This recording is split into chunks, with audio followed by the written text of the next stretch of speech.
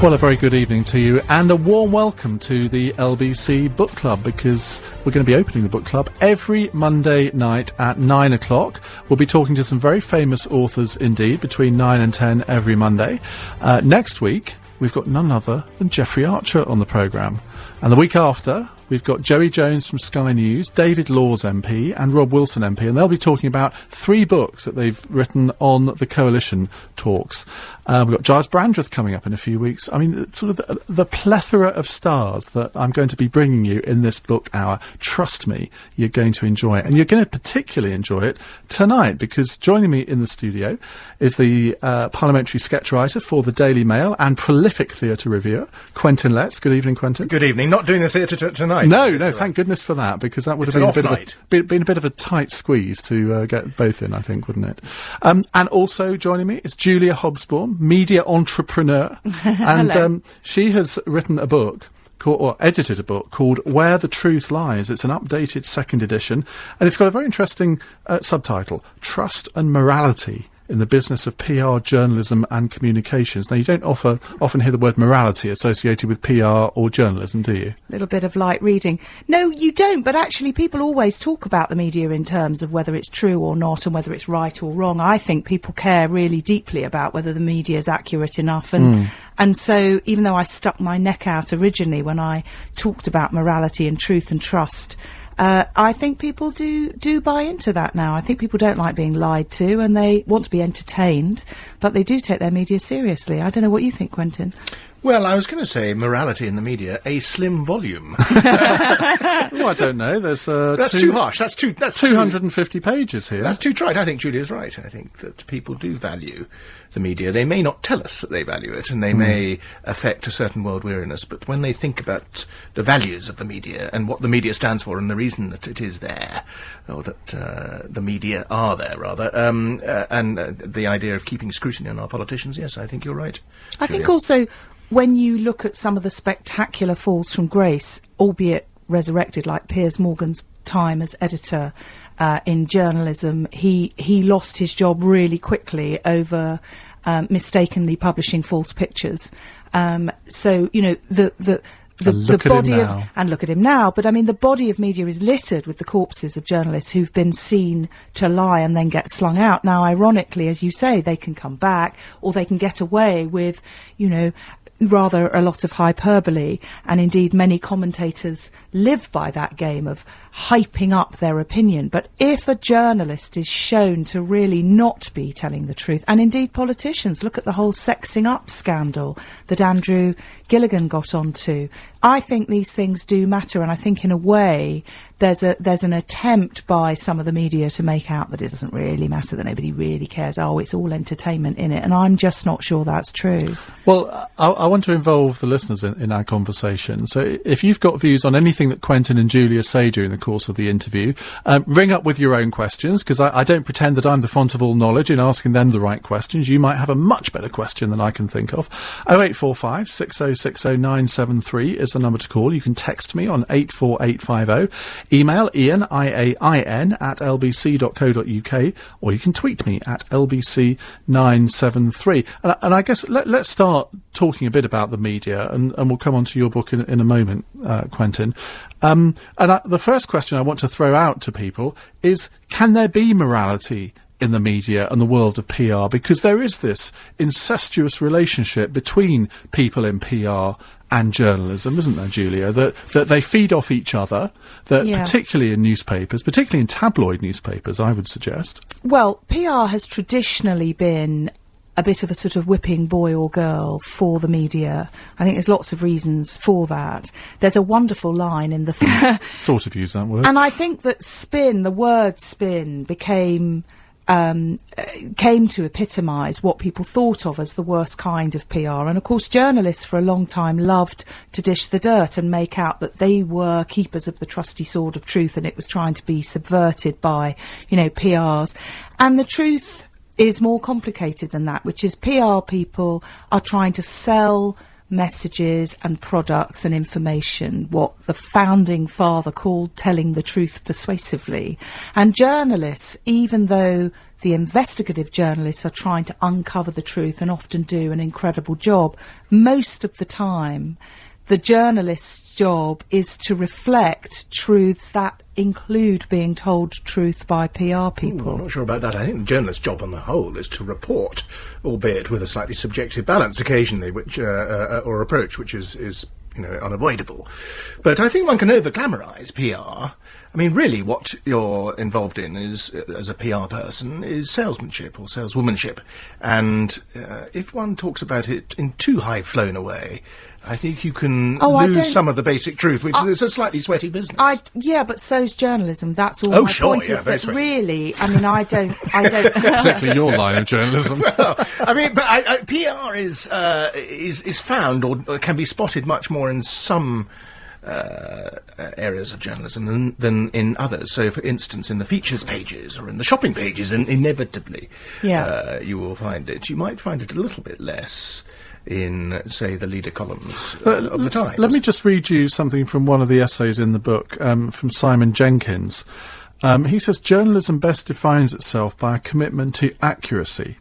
He warns against the distinctions between journalism and PR becoming blurred. There is no parallel. PR is about selling, while journalism is not primarily about profit. And this is from the reviewer. I fear he's deaf to the hammering at the gate. Well, look, the business I now run, Editorial Intelligence, celebrates, amongst other things, good journalism.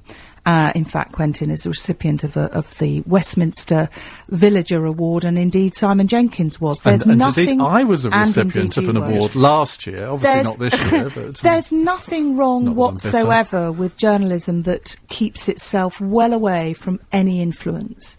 But the truth is that most journalism has to take information from somewhere, and what I've always taken issue with is the holier-than-thou position that somebody overtly selling their message is necessarily corrupt and inferior to somebody, writing the journalist's story. But given the choice between a world full of bad journalists and a totally controlled, over-regulated media, I'd rather have bad journalism any day. I mean, it's absolutely fundamental to democracy. But I've just never been a fan of bashing PR, even though I no longer run a PR business. I just think it's a whipping boy for no good reason. I think one can bash PR if PR habits are being used by, say, political spokespeople, and then I think it becomes improper. I mean, for my day job, working in Parliament, watching the House of Commons, the House of Lords occasionally, one is happily not really fiddled with too much by spin doctors because they don't trouble.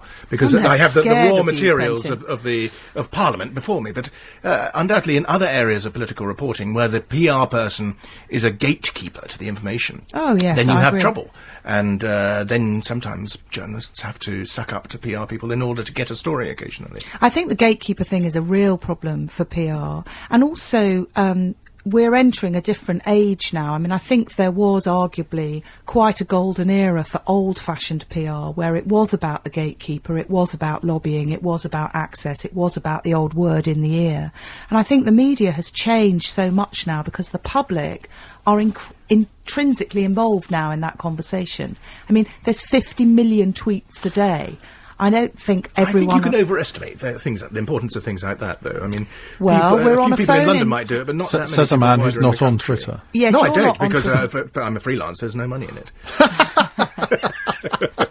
But the point I'm making is that, who decides what's truthful is no longer actually a dry debate between the two forces that ultimately controlled information for a long time. People putting information into the pot, largely promoters and PR people, and those people disseminating it to journalists. The public are now much, much more involved, and I hope people phone in droves to prove my point, otherwise I'll feel very foolish. Do you not think, though, that there are several types of journalism now, or maybe there always have been, but, Sarah Sands, in this review of the book, says, is tabloid journalism merely a matter of doling out cheques to Max Clifford? And you could be forgiven for thinking so when you read through the tabloid newspapers now, and it's... They're all tabloids now, Iain. Well, actually, you're right. In size, anyway. But it does depend on the story. And I think the best advice that you can give to any aspiring journalist came from Frank Johnson, a late Frank Johnson, brilliant sketch man. writer, and his catchphrase always was maximum chaos. That is what we should try to do as journalists, just cause maximum chaos, be that to the establishment or be it to companies that are trying to sell us something. I don't disagree. In fact, Editorial Intelligence coined the phrase the commentariat really in celebration of Frank Johnson, who I think first brought that term into parlance. And I think in some senses the commentators are the guardians of that maximum chaos because they provide unfettered opinion. I think part of the problem with journalism is its inability to see its own failings and limitations. So just as you quite rightly talk about the old grotty spin doctor with undue influence, the editorial agendas and biases, of course, make their own spin. Yes, That's the only thing that alleviates that is the fact there are so many newspapers, at least, that one can arguably say that there's some balance out on the newsstand. There's less balance, perhaps, in the broadcasting arena, where the BBC has such clout. Well, we'll come back to this very interesting subject in a few moments. I'm in the company of Quentin Letts, the author of a new book called Let's Rip, Inside the Parliament of Fools.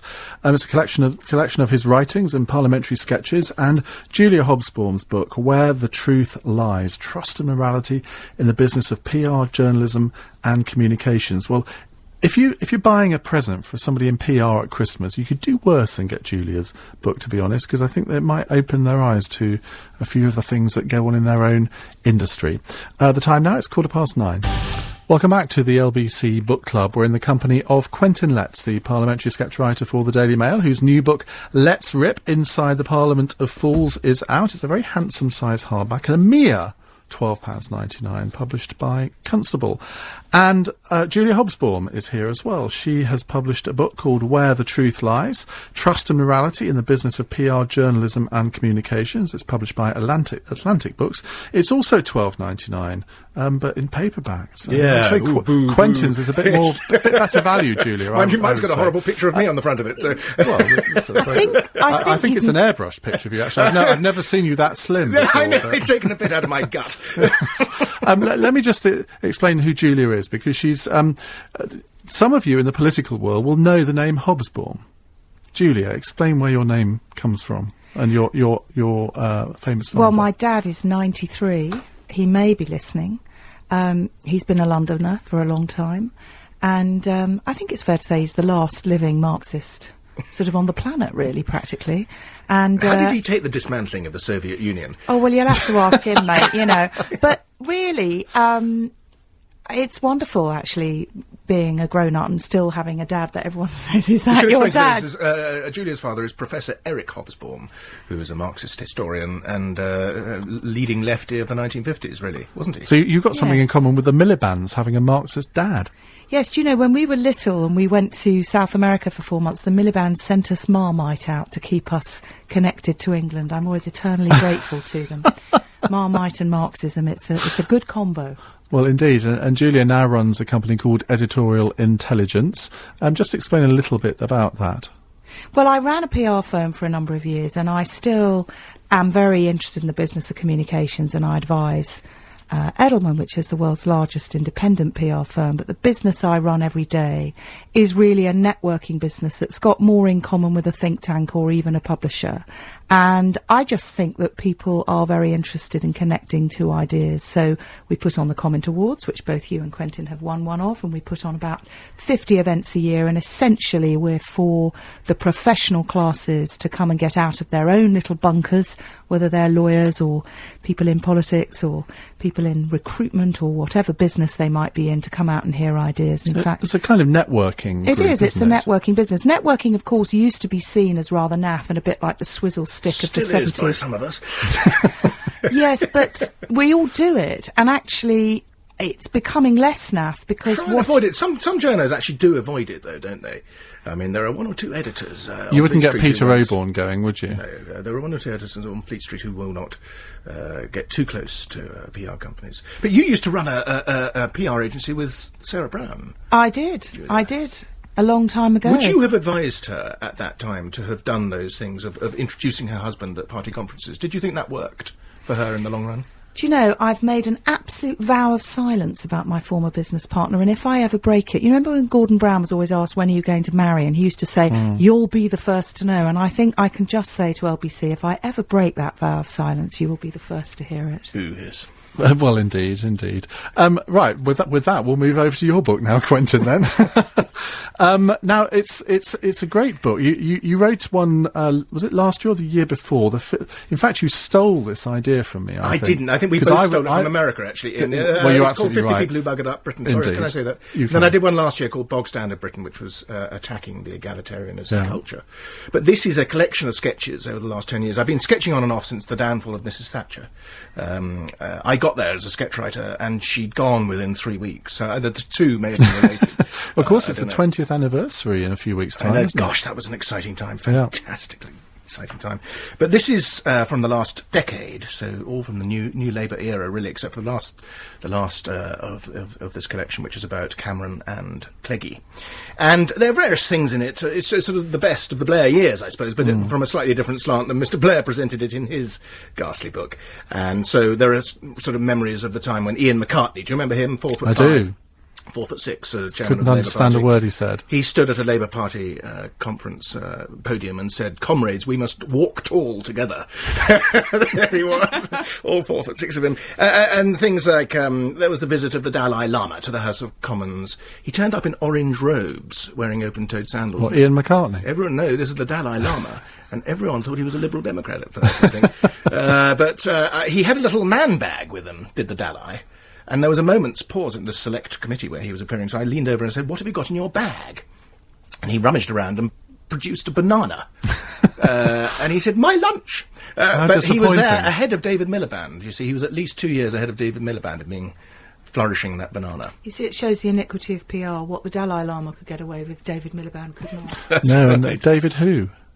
Because we don't really indeed, sort of sad talk about business. him anymore, do we? But we sketch writers have a very curious life, really, because we don't really mix with politicians very much. We just sit up in the gallery, in the sort of sniper's gallery at the House. But they of Commons. all want to be in your sketches, I'm don't not sure they? they do, actually. And also, coming back to your point about, networking, scary, horrible, the fact is that really there's very, very few journalists now who do not hunger to be connected to people and ideas, partly because journalists, like your good self, are freelance. They don't have jobs for life. They don't have a single source of income. And essentially, they're much more available for weddings, bar mitzvahs and funerals than they might care to admit, which Well, doesn't... I don't think that applies to Quentin at all. It does not apply to Quentin, but he's a rare bird now. But it's much easier, actually, to be a sketch writer than it is to be a lobby journalist. I should explain to the listeners, a lobby journalist is someone who mixes with the politicians, goes out to lunch with them, tries to get exclusive story. Thing of the lobby, and of course over the years... Well, we'll come on to that a little bit later. Yeah. So let's not But go we there. sketch writers, we just sit up in the gallery like the old men from the Muppet Show. Do you remember? When does the comedy start? And there's only 5 of you, aren't there? There's 5 of us, 1 woman and 4 blokes, and we're a pretty odd collection of blokes, people, I think. But we have this rare privilege of being able to chuck pies, verbal pies anyway, at the politicians. Do you think that you're ever too cruel? Because some sketches can be incredibly cruel. Yes, I think probably I am sometimes, but quite often I'm not cruel enough.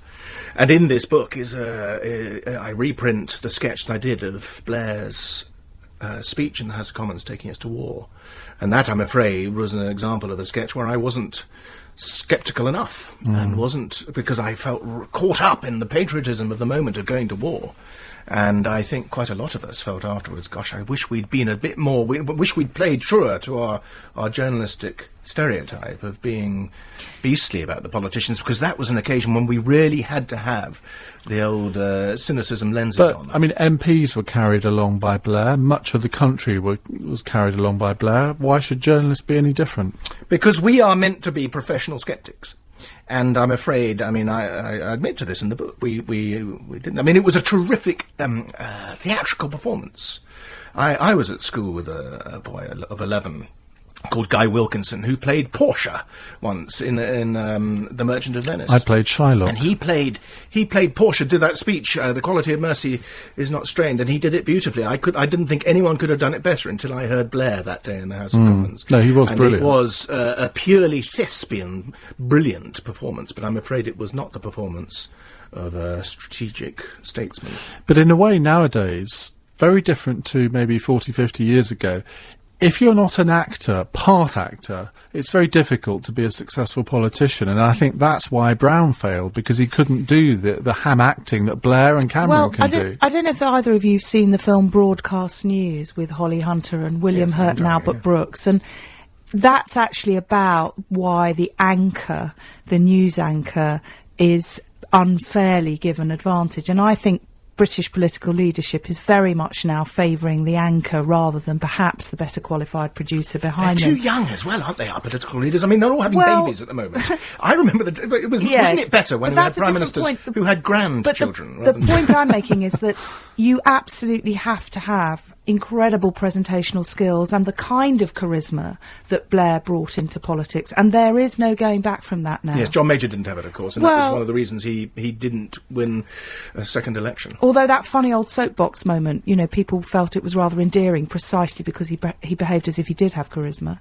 Well, we're in the company of Quentin Letts, the parliamentary sketch writer from the Daily Mail, and Julia Hobsbawm. They've both written excellent books, Where the Truth Lies and Let's Rip. Let's Rip. We'll continue our discussion with them after the news, but if you've got any questions that you'd like to put to either of them, the number to call is 0845 6060 973. You could ask Quentin, for example, why he was so beastly to John Bercow or Michael Martin. Has he got something against speakers? You could ask Julia, what do you think truth means in the modern media? 0845 6060 973. Text me on 84850, or you can email Iain at lbc.co.uk, or you can tweet me at lbc973. LBC 97.3. Call 0845 6060 973. Text 84850. Iain Dale. Yes, it's Iain Dale with you here until 10 o'clock with the LBC Book Club. And at 10 o'clock, of course, it's Clive Ball who's joined us in the studio. Clive, what's on your programme tonight? Yes, coming up at 10, figures have been revealed tonight about how many prison inmates have got computer games going in their cells. Right. And satellite television, you can rent TV in the cell. All the figures have been revealed in answer to a question by the Junior Justice Minister. So we're going to have a look at how comfortable or otherwise it is and what constitutes good behaviour. So that's one thing. Also, poppies. When should you wear a poppy and when should you not wear a poppy? I'm just doing a quick little check around here. We've got Quentin with one. Quentin has got one. Very good. Yes. I have one on my jacket, but I'm not wearing it at the moment. Yeah, me too. Yeah, so it's 50% poppies actually being worn at the moment, but there are funny rules about this. Some people get told off for not wearing them. Some people, like a woman today who's at work, is told off for wearing one. So is it a case of the poppy police telling us what we should and shouldn't be doing? Do you feel duty bound to be wearing a poppy, or are you doing it out of pride? And Call of Duty Black Ops. I expect you've got your order in, have you, for the new... What?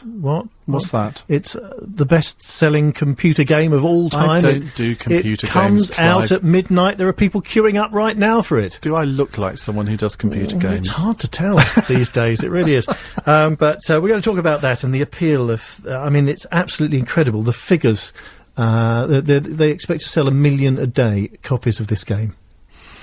Well, there's no accounting for taste, is there? There we are. But those coming up at 10. Those of you with good taste will be joining Clive at 10 o'clock. Thank you. Now, as you know, it's LBC's Help a London Child Appeal this week, and we're raising money to help make a difference to the lives of young carers. There are 22,000 children and young people in London who are caring for a parent or sibling, and some of these kids are as young as 6.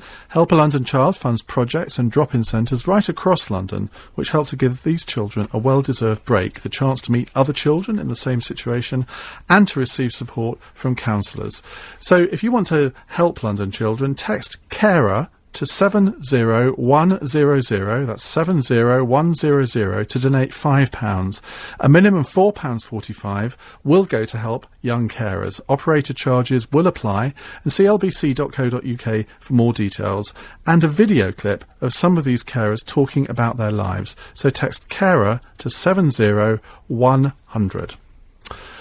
That's our good deed for the day. Now, I am with Quentin Letts, parliamentary sketch writer from the Daily Mail. He's got a new book out called Let's Rip, Inside the Parliament of Fools, published by Constable, $12.99, hardback. Julia Hobsbawm has a book called Where the Truth Lies, Trust and Morality in the Business of PR, Journalism and Communications. That's published by Atlantic, also at $12.99, but in paperback. Now, Quentin, I've got a text for you here. Uh-oh. This is from Vic. Complaints Department. Oh, not yet. It says, I think John Bercow, the Speaker, is irritating, but I quite liked old Michael Martin. Is Quentin sorry that Michael Martin is out of there now? Parliament seems horribly plastic. Well, I must say, one looks at this with a split personality, because the sketch writer in me wants to have them as gloriously stupid and mockable as possible. But the citizen in me wants them to be decent speakers, and I don't think either of them is a good speaker. I think Bercow is actually better on paper in some ways, but he is incredibly irritating, it's true. He has a very peculiar way. He sounds a bit like Inspector Clouseau sometimes. And, for instance, today he was talking about the Oldham East constituency, and he was the Oldham East. Earldom, just the way that Clouseau would have said it. But more than that, he's irritating for other reasons. The chief of which is the fact that he's a fake. He seems to have drifted from the far right to the centre left. You knew Essex University? Well, I was at UEA in Norwich. I mean, he was University of Easy Access. He was a very peculiar creature on the right in those days, wasn't he? In the Monday Club and the Repatriation Committee. Compulsory repatriation. And now he is more sort of vehement, politically correct than Harriet Harman. So that's what I really find unconvincing about the man. I just find that, I mean, I know you should be allowed to change your views, of course you should, but I just get the impression he's changed his views for personal gain, getting the speakership. Is that personal gain? Is it not legitimate for a politician to have ambition for to hold office like the speakership? Actually, no. With the speakership, it isn't legitimate. You should be dragged to the chair. You should not hanker for it. So that's one of the few posts in politics you shouldn't really have a hot ambition for. Julia, do you think that Quentin played a leading role in getting Michael Martin out as Speaker? Because he I think it's fair to say that you were fairly consistent in your vitriolic criticism of it. Was him. a long, arduous campaign. Well, I mean, I think the Gorbals Mick description Did you invent that? I did. Yeah, the Gorbals Mick stuck. And also, do you remember that time when Vince Cable stood up in Parliament and described Gordon Brown's transition from Stalin to Mr. Bean? Memorable, scathing wit does wound indefinitely. But I think in the end, no journalist can undo a figure because it's their own actions ultimately. And that's right. Michael Martin undid himself. Yeah. If one can say that. It sounds rather disgusting. But he did. He was just a plain incompetent, fumbling old booby. But the problem was that he went just before the general election, which meant that the then Parliament, which was full of Labour MPs, got to choose the new Speaker. And they chose one out of spite to upset the Tory party, and they chose Mr. Squeaker. I think, though, it is understandable that public figures who get lampooned or worse, turned over, do feel that some injustice has been perpetrated on them, because it's human nature. But the reality is that once you become a public figure, a proper public figure with, public money or major wealth, you do lose something. And I think that is, you lose a kind of immunity. And but in many politicians that I know, feel they haven't made it unless they've been lampooned in one of Quentin's sketches. Do they really feel that? I'm surprised. Oh, yeah, absolutely. Well, my view of the politicians is that they do have the power, and some of them exercise the power to screw up our lives, and certainly to take quite a lot of money out of our pockets. And so, therefore, we have the right, if not to stop paying our taxes because we get arrested if we do that, at least we have the right to complain about it. And I'm just complaining in my own little way, but people don't have to follow it. They don't have to read it. Well, if you've got a question that you'd like to ask Quentin or Julia, 0845 6060 973 is the number to call. Let's take a call from Leslie, who's in Bushy Heath. Good evening, Leslie. Good evening to you all. I'd like to address my accommodation to Quentin. I think the more you give Mr. Squeaker, as you call him, your column is just fabulous. It's the first thing I look at in the Daily Mail every day. If you're not there, I want my money back. And I think you should be charged with putting a whole page on every day about Mr. Squeaker, because he is the most irritating man in the world, and so is his wife, actually. They're both irritating. And their expense account irritates me even more so. He's the one that sort of says, oh, no, oh, silence, silence. And he just makes you... I'm an addict to politics. I used to be a local councillor. And he just is everything wrong about the House of Commons. I don't like the way he dresses down. I think it's spoilt everything. He smirks around. He's a little bit like a referee in a football match. He keeps blowing his whistle. Good referees in football matches don't blow their whistle, and they're out of it. They get paid whether they say something or whether they blow their whistle or not. Mr. Squeaker is just horrific, and as a Tory supporter, I wish they could kick him out. It's time for him to go, because he's irritating. Is there any redeeming factor you can think of about Mr. Bercow? Because, I mean, he has actually been quite successful in getting to where he's got to. Yes, too successful. Leslie. I have a... Go on, Leslie. Pick yourself off the floor and try and answer Ian's question.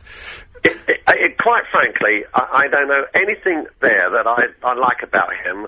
And no, I can't really think. He probably goes somewhere like Asda to buy his clothes and all that sort of thing.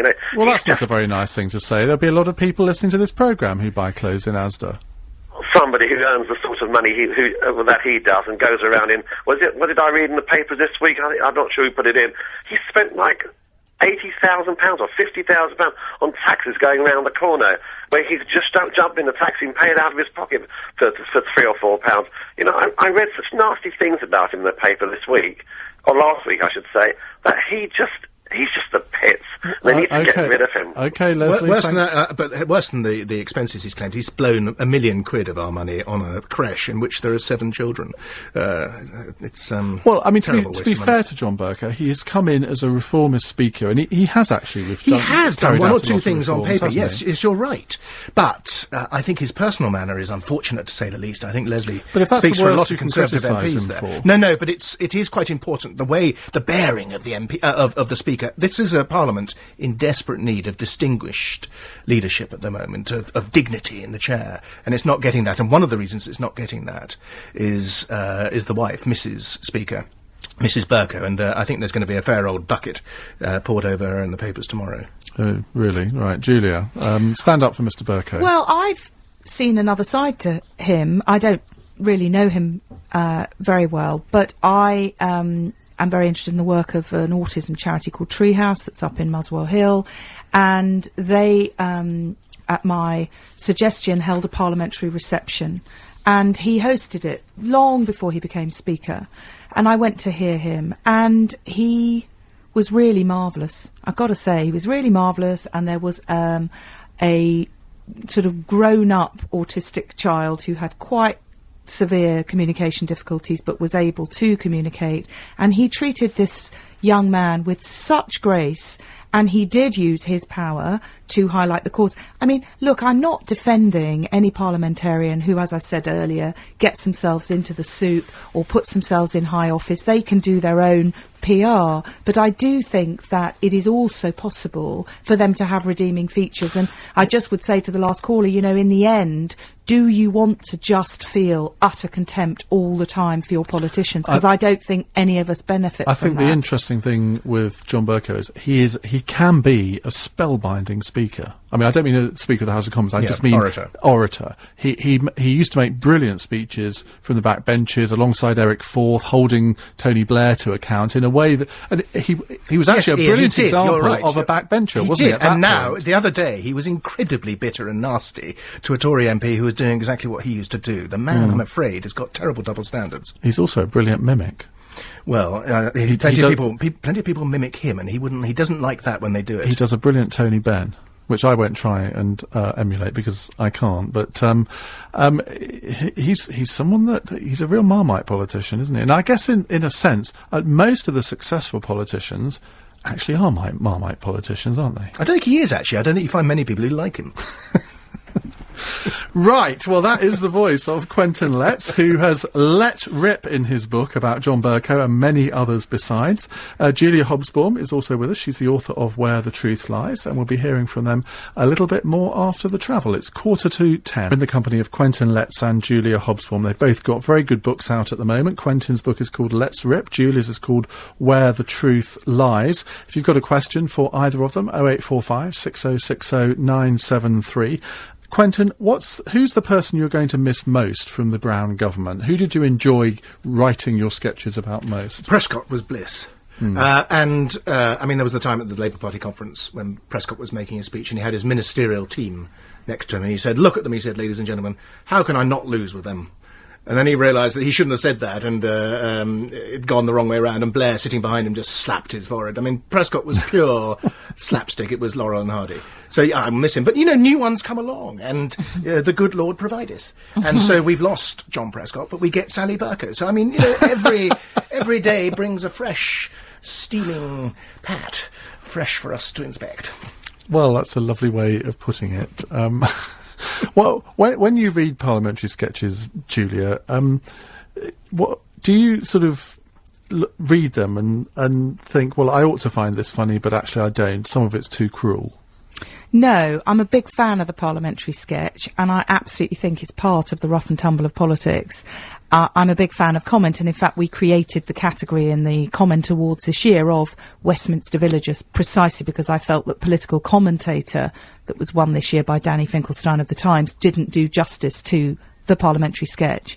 I think that as long as any kind of journalist is prepared to have their mind changed because the facts present themselves otherwise, I think they are totally entitled kind of to be as rude as they like. I think there are always matters of taste.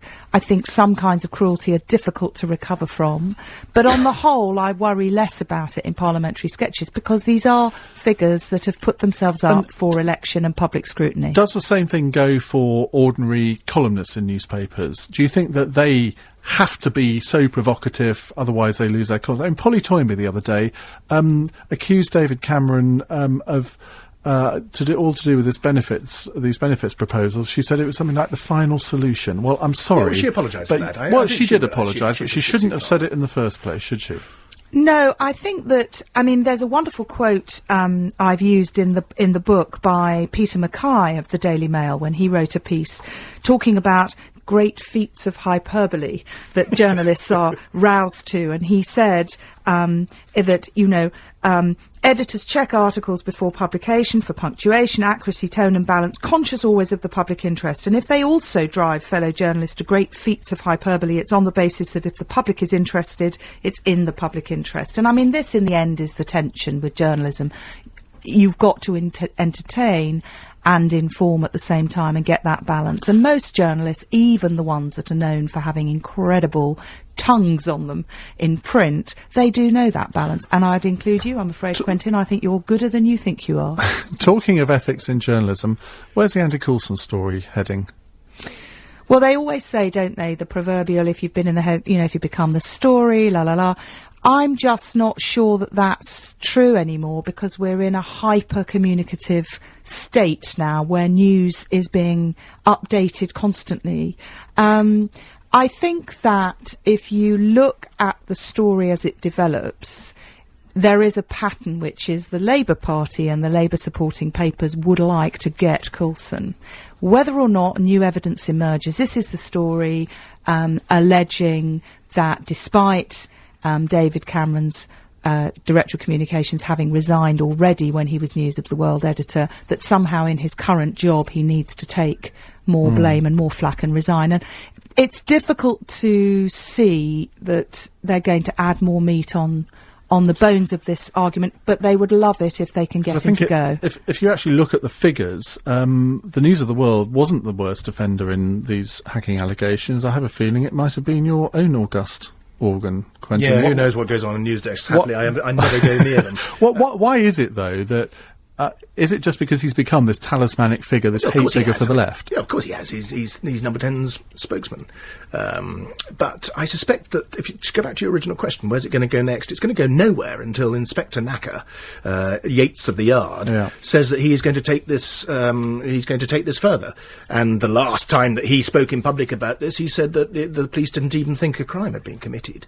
So let alone investigating the blasted thing. I don't think until the police show a greater muscularity in their approach, I don't think it's going to go anywhere. Because it was very interesting at the weekend. You had Sky News and the BBC both leading with this as the main news story of the 24-hour news channels, and yet none of the Sunday papers even mentioned it. Now, the world of journalism has something to answer for, doesn't it? I wondered slightly whether Sky wasn't just sort of doing a bit of box ticking on Saturday night to sort of make sure they had covered that story, because of course Sky is part of the News International stable that owns the News of the World. Look, I think it's politics. They may succeed, they may get him to go. I don't think he will ever become the same kind of acid figure that Alistair Campbell became. I think these are actually very different issues, and the big beef isn't an individual communications director, it's about Rupert Murdoch, and that's really, I think, where the battle lies. Do you think so, Quentin? Yes, I mean, the reason the Sunday papers didn't cover it was that some of them happened to be owned by Mr. Murdoch. Well, but even the others didn't. Well, the others might not have, because perhaps they may be facing the same problem. There's also was a different PR story about the government this weekend, which is the so-called vanity PR of the Prime Minister hiring his own photographer, story. And I think that story took better precedence because until the Coulson thing, Iain, it's not, there's nothing new in it, but I mean, it's a terribly in story as well. But the idea of the PM having his own ludicrous pretty boy photograph man hovering around at all times in order to catch the PM at his very best angle, I think that's terrific. I think the public are much more enraged by that. Well, they are, and I'll tell you, you just mentioned this subject on an LBC phone-in, and the phone lines just light up. We were talking... Nothing's going on. I mean, Cameron was saying we're going to cut down on government spending, we're going to cut waste, we're not the same as Blair, and he's coming in he's mincing around like Mr. Humphreys and Ivy he's hopeless. And he wants to stop this immediately. Stop it, but, Cameron. I mean, I think this is going to come back. I mean, I know Andy Parsons, this photographer, and he's a friend of mine. Nothing wrong, it's not his fault. I'm almost hesitant to talk about it, but you look at this, and it's the car following the bicycle again. Yeah, I can only assume that Coulson is asleep at the wheel if he's allowing this to happen, or Steve Hilton has pushed it through, which is another Cameron. See, there are many of those, so many of these people around Cameron that the listeners won't know who they are, but there's this sort of little tribe of people following Cameron now, making a living out of him. It's not good, or making a living out of us. Let's get back to books for the final few minutes. Julia, what kind of books do you like to read? I mean, what's your choice of author? Well, I like thrillers. They're a really good thing to switch off to. And I've just discovered the thrillers of Jonathan Freedland of The Guardian, who writes under the pseudonym Sam Bourne, and they are really fantastically good. So I like any dark, murky, exciting paced thriller. I'm also addicted to sort of good business books and management books. Really? I absolutely love tedious. them. And actually, if you run a business, you do need to keep abreast of the new management thinking. And then I do love my children's books. I read my youngest son Horton the Elephant by Dr. Seuss last night, which I've read to every single one of my many children over the years, and I don't know who enjoyed it more, me or him. How many children have you got? Well, I've got 3 and 2 stepchildren. So the youngest is 5 and the oldest is 20. You might have about 15 or something. But Quentin, what do you read? Well, at the moment I'm reading The Finkler Question by Howard Jacobson. I'm struggling with it a little bit. This won the Booker, but I'm determined to finish it. I mean, it's quite self-analytical, but it's slight on plot. But the one I read before that was The Misogynist by Piers Paul Reed, which was a very naughty book, very funny novel about a man who hates women. He would make a very good sketch writer, that man. And before that, I also read recently Anthony Trollope's Phineas Redux, which was one of the great political novels written in Victorian times, and all completely believable and applicable to today. So you have something in common with John Major. You like a bit of Trollope. I love a bit of Trollope overnight. Go to bed with a Trollope. You ought to try it sometime, Dale. I have never read Trollope, I have to say. I tend to read... But you watch Downton Abbey, please no, tell I me don't. you watch My Downton partner Abbey. does, is addicted to it, but I must admit that I haven't really got onto that. But Phineas Redux describes the House of Commons, and it describes the vanities in the House of Commons, and the posturings, and the hideous behind-the-scenes manoeuvrings just going on today. Well, we're coming to the end of the programme, so let me just tell you that Quentin's book is called Let's Rip, Inside the Parliament of Fools. It's published published by Constable at $12.99. Julia Hobsbawm's book is Where the Truth Lies, Trust and Morality in the Business of PR, Journalism and Communications, also $12.99. Thank you very much for joining me on the programme tonight. It's been an absolute pleasure talking to you. I think I shall be buying multiple copies of both books for Christmas presents. Now, of course, next week on the Book Hour, we've got Jeffrey Archer. He'll be joining me in the studio to discuss his new paperback, And Thereby Hangs a Tale. It's a collection of short stories. And after that, we'll also be having Giles Brandreth in the studio soon. Coming up is Clive Ball. This is LBC 97.3.